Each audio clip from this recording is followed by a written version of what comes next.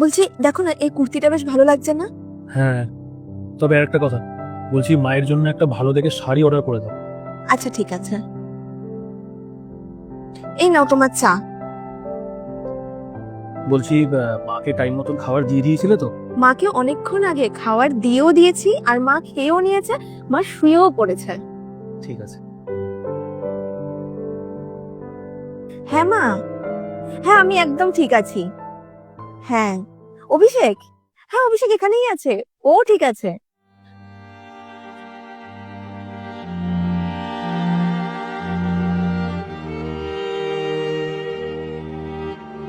হ্যাঁ হ্যাঁ মা, হ্যাঁ শোনো না, বলছি কি আমি অভিষেকের সাথে তোমাকে একটু পরে কথা বলাচ্ছি, ও এখন একটু ব্যস্ত আছে। হ্যাঁ হ্যাঁ হ্যাঁ ঠিক আছে মা। বৌমা, ও বৌমা একটু শুনে যাও না। কি হলো, তুমি কি শুনতে পাচ্ছ না মা তোমাকে ডাকছে? আরে যাও। আরে তোমার মা ওই গায়ে দেওয়ার একটা চাদর চাইছিল, ও খুঁজে পাচ্ছিল না তাই ডাকছিল। আরে আমার মা ফোন করেছিল তো, তাই আমি আর টের পাইনি যে মা ডাকছিল আমাকে।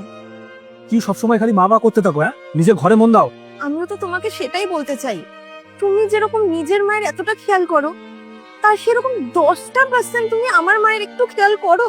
এতগুলো বছর হয়ে গেছে আমাদের বিয়ের, কোনোদিন তুমি নিজের থেকে আমার মাকে একটা ফোন করে জিজ্ঞেস করেছো যে আপনি কেমন আছেন, আপনার শরীর কেমন আছে? ওরকম কোনো ব্যাপার নয়। তাহলে কিরকম ব্যাপার অভি?